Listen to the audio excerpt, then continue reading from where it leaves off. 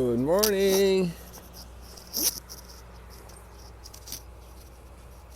Maybe some of you are teachers and most of you have children, and you remember when your child went to kindergarten. And the question is, what does the teacher do when Einstein shows up in kindergarten or Mozart shows up in the piano school? A little child.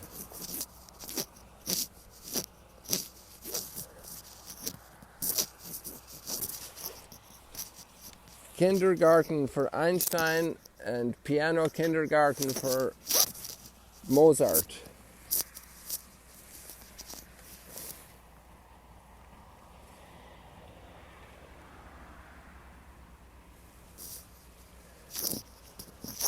We have a beautiful morning here in Galilee. Really, really beautiful.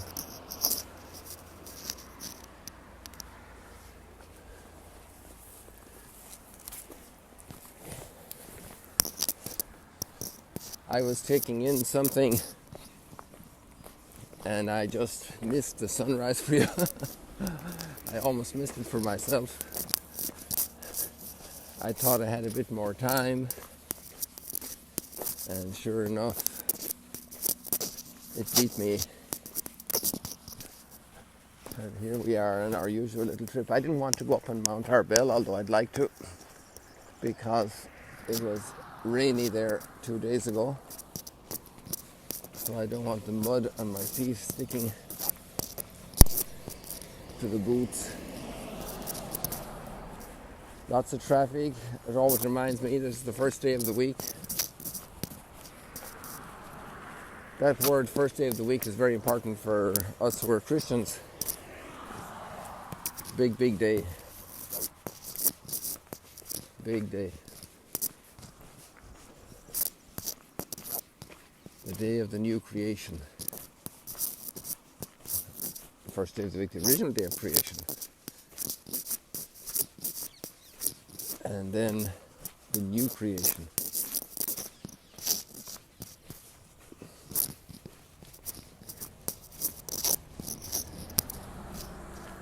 So it's a little milder this morning.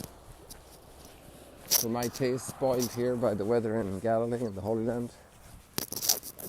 We get to see snow 40 miles away on Mount Hermon, where we don't get to have snow. And when you're living in this climate for a while, you get used to less harsh weather. Although it gets very hot in the summertime, we can be over 40 degrees, 45 degrees Celsius, centigrade. That's like Phoenix weather, you know.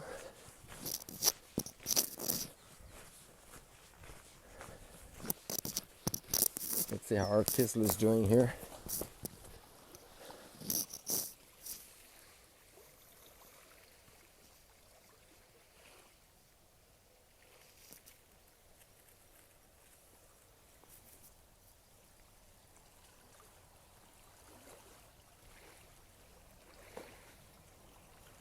There's a little action in the waves down there.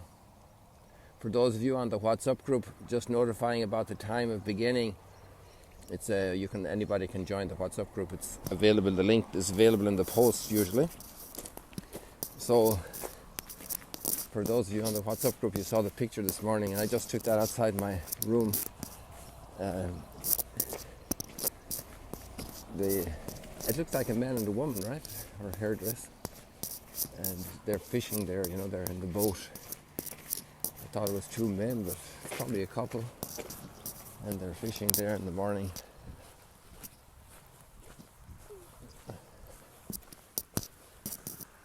They're catching and taking in their nets and collecting the catch. After the night.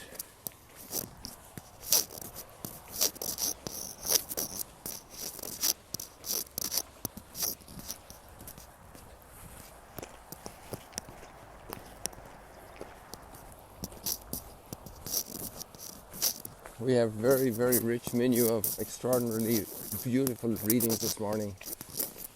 that captures so much synthesis of salvation history. Absolutely amazing. Amazing, amazing, amazing.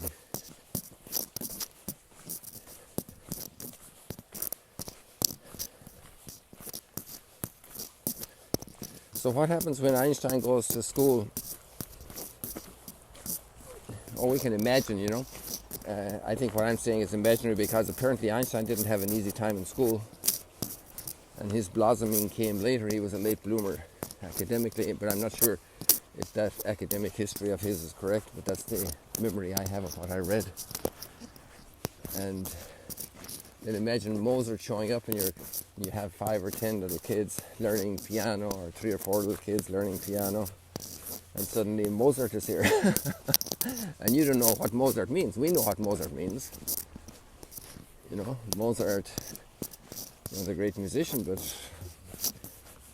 when the teacher heard him play and explain something, and Mozart got it. Ooh, look at that bird. We got that bird. I was talking so loudly about Mozart, so excitedly. These birds are always along this walk, but they always are gone before I can get the camera on them. And they have such a beautiful wingspan when you're close up. They have such big wings. And that was a white one. There are also darker ones. And they're so beautiful. The movement, the graceful movement of those wings and the big birds. I really love one sometimes to see that famous albatross taking off in New Zealand. And they travel for thousands of miles, and they can travel a long, long time without eating or taking in more water. They have such energy reserves, and I've read a couple of descriptions of them taking off. It must be amazing with their wingspan.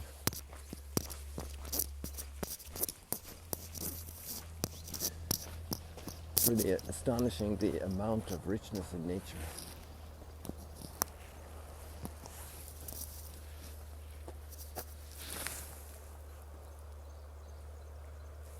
Look at that. I mean, just imagine if you try to count all these flowers. You know, if Abraham was here, God could have said to him, "Hey, Abe, hey, count all these flowers, and then count their petals, and count their grains of pollen, and your descendants will be as numerous as the pollen of these flowers." You know, he wouldn't have had to look up to the stars, but there's great advantage in looking up to the stars as well. It's amazing when Pope Francis was in Iraq a couple of weeks ago. Was it 2 weeks ago or like 1 week ago? And he talked a lot about looking up to the stars and remembering God's promise and the Abraham connection and the blessings of God, His bounty, and raising our hearts and our eyes and our minds and our emotions. It was a great image. It's a great image. I still have to go and read some of those talks of Pope Francis. They were amazing. I want to go back to visit them again. Absolutely amazing. Let's pray for great fruits of that visit. I just noticed this little plant the other day, and I focused on it. I don't think I said anything about it, but it has these little red leaves. They're not flowers, they're just leaves.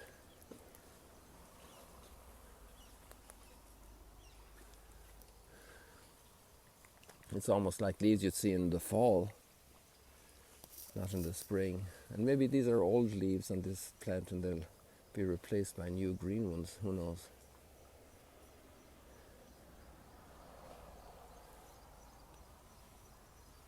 But they're beautiful.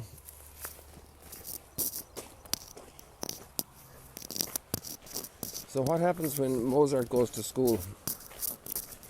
And you know, the teacher, it's a whole other level. I mean, the teacher obviously knows an awful lot more than Mozart when Mozart was 4 years of age.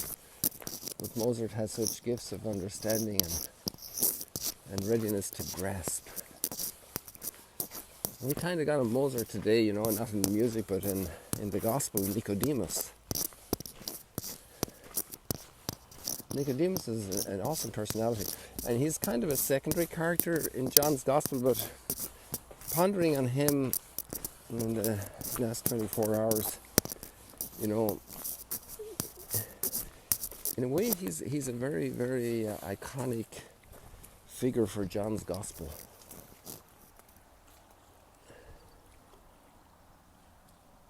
Somebody yesterday took a screenshot of these and posted it on their Instagram. These are just so beautiful. I don't know, I find them beautiful. I'm not sure if you find them beautiful.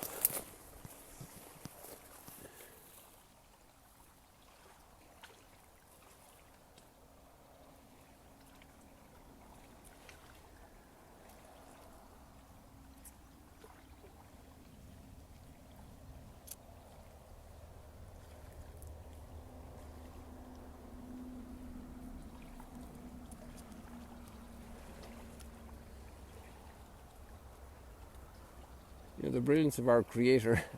We have the wingspan of the albatross, and we have this whole emerging bud. Like, look at the little younger ones, and then growing and unfolding and becoming a flower. And then maybe there are still some of the old pods. I just got familiar with this flower, and I still don't know the name of it, a month ago there in Wadi Amud. And then I realized we had them here. Oh yes, there's an old pod over here. Look at the way all that process going from that little bud that we have here, you know, and then when it's at the other point of its cycle, it's down to here. There we are. You see this? It's a pod, and that's when it's split and the seeds have left it. It's just an amazing process. Amazing process. We take for granted, but there was day one for that process. Day one, on the first day, created heaven and earth. And there was light. And there were talents and gifts poured out. And providence accompanying all this unfolding step by step, generation after generation. And we have the Book of Chronicles, you know. It's we're reading that today in Year B readings. There's also the option to do the Year A readings today, especially for certain pastoral programs in the parishes of introducing new people who are preparing for baptism.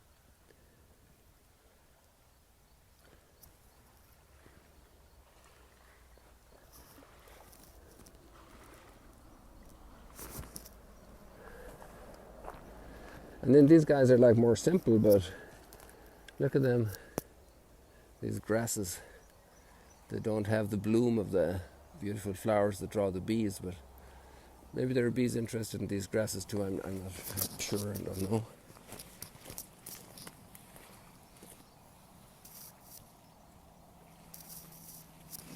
Let's do this one this way here, we get the sun in it.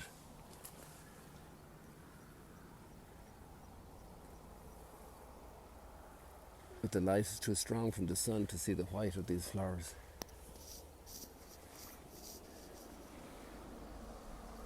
And actually that's a beautiful image because the light is too strong from the sun, you know, and he's speaking to Nicodemus. And he has to introduce Nicodemus, who is this brilliant man. And he's one of the key leaders in the Sanhedrin. And he's been observing, you know. Great leaders observe what's going on. They read the signs of the times. And he's hearing all these stories about this rabbi, this carpenter's son from Nazareth. But you see, Nicodemus is very compromised because being in the Sanhedrin, which is basically almost from the beginning opposed to Jesus, and very nervous about Jesus, and Jesus doesn't fit the mold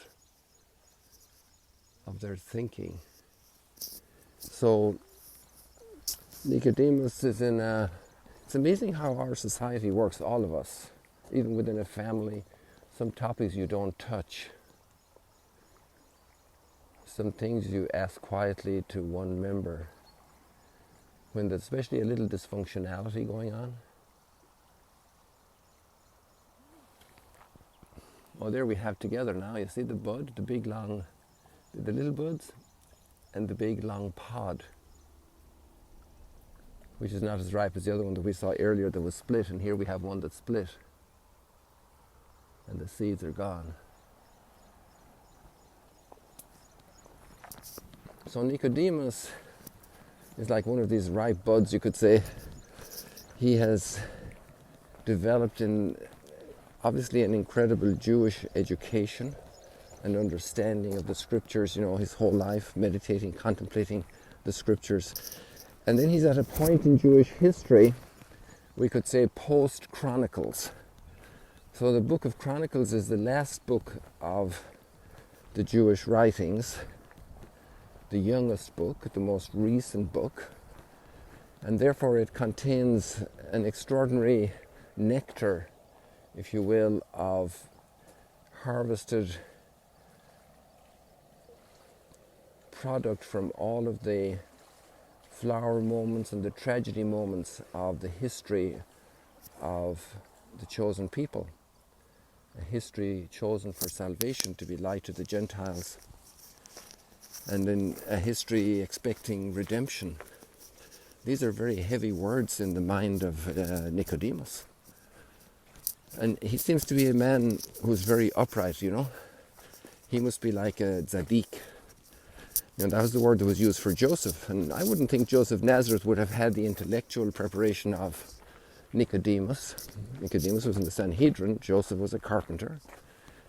But people in carpentry as well can have very advanced understanding. They mightn't have all the academic training because their time was spent in the workshop, in the carpentry workshop. Hey guys, look at all these flowers again. Look at the length of that from way down there, and it goes all around the corner because I showed you beyond that bend, and they're still going here. And they don't stop. And they're going to go the whole way down there. Just imagine if you were to count all those petals or count the flowers. The abundance, the bounty. And this is just one little mile of road here in Galilee. And Galilee, all of Galilee is covered with these flowers. All of Mount Arbel.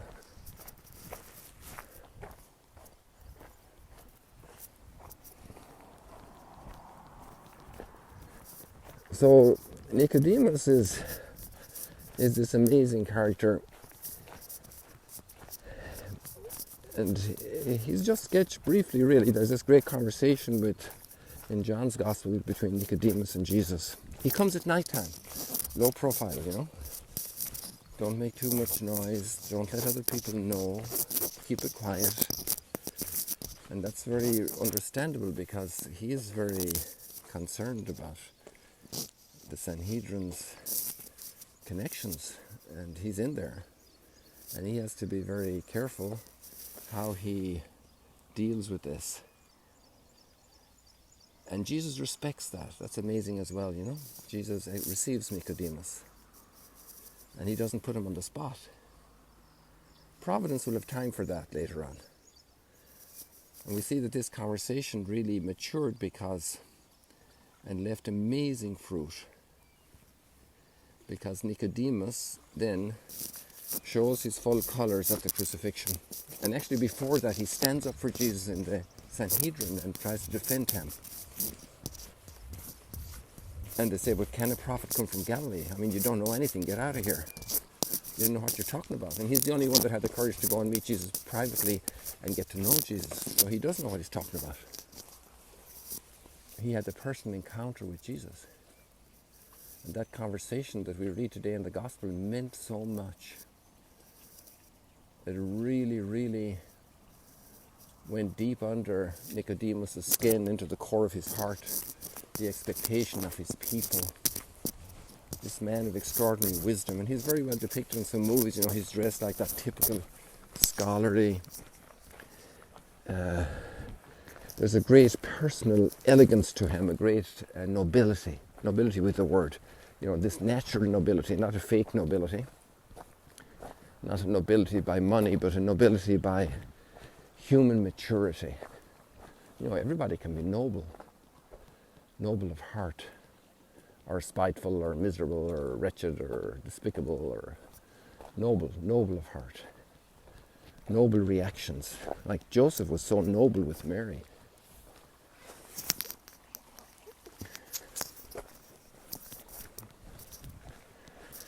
So I'm beginning to love this character more and more because, you know, he's only there 3 times, but there are 3. Ooh, look at this, people. Look what we got here. You can hear them. They're fishing. We've always seen them flying a month ago or weeks ago, and now we see them here doing their fishing. Or they're just relaxing. A lot of them don't seem to be doing much, just floating around. But we're obviously getting them to move right now. They don't want to be on camera. They want to get out of the scene. Look at this, people. What a surprise. What a delight.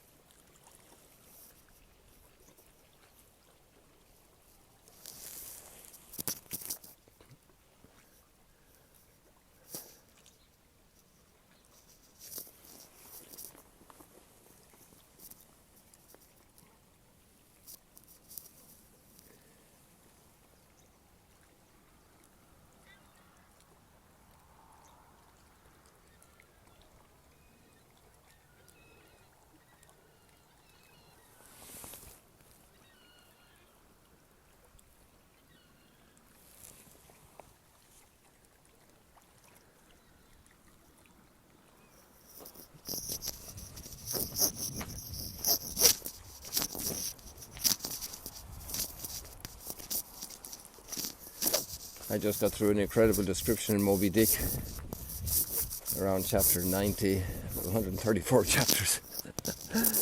And it's describing the behavior of the flocks of the sperm whales and how they flocked together when they were endangered after a long series of hunting by whalers, you know.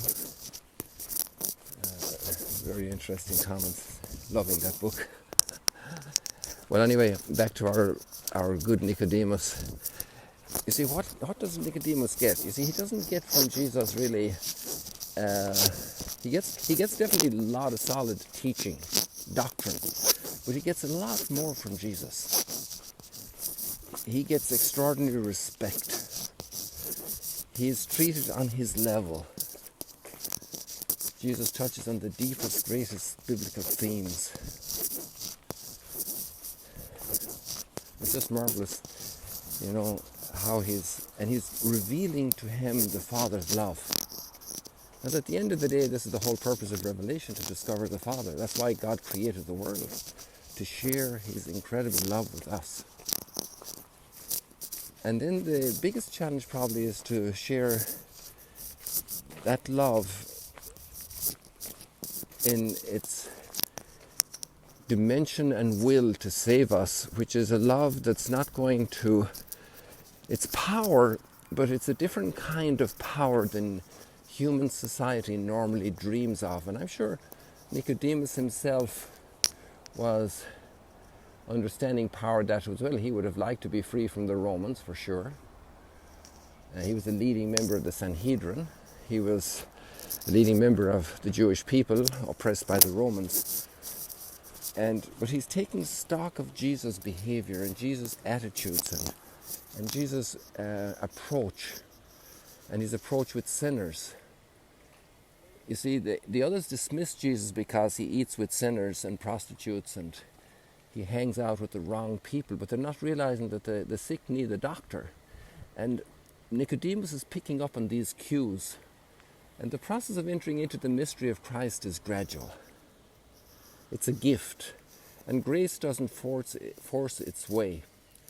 The reading from the Ephesians today is so marvelous about how salvation is a gift of grace. And we need to approach with faith, and faith is a very interesting process because faith means that there's a big element of trust. Faith gives us understanding, But sometimes it gives us understanding that crosses our normal desires for power and imposing and overpowering the evil. And Jesus' approach is very different. Jesus is going to tell him, I will be lifted up like the snake in the desert. When I am lifted up, I will draw all people to myself.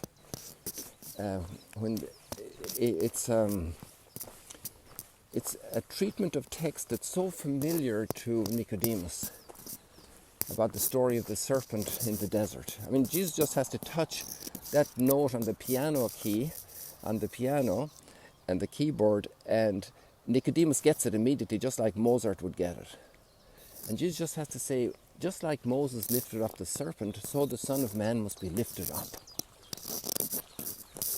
And there's a very painful situation, the biting serpents, and how they were cured by facing that biting serpent. But that was still a mystery. How can that cure? How can God's love cure in that way? The whole issue of human rebellion against God's revelation of love. It's amazing how our heart has to be softened by grace. And Nicodemus is opening his heart to grace. And the proof of the pudding is that he's there at the crucifixion. He's there to bury Jesus. Joseph Arimathea and him are just great supports for Mary and Mary the mother, and Mary Magdalene and Mary of Cleophas. And they're able to help these helpless women at Calvary to take the body down from the cross. You know, we're heading to Calvary. I just love this whole story. And today is Laetare Sunday, Rejoice Sunday. God is a God of salvation. He loves the world so much He gave His only Son. And we are here to rejoice in this gift. We are blessed to rejoice in it, blessed to know about it. And Nicodemus is the one who receives this very synthesis from Jesus, the synthesis of understanding. And it's not something that you can give to somebody who doesn't want to hear. He's curious in the very healthy, noble sense of curiosity. He's looking for why and how, so that he can follow and understand. He's not looking for explanations that he can contradict and oppose because they don't fit his mindset. There's an openness in faith, in the growth in faith, that lets the light in when it shines.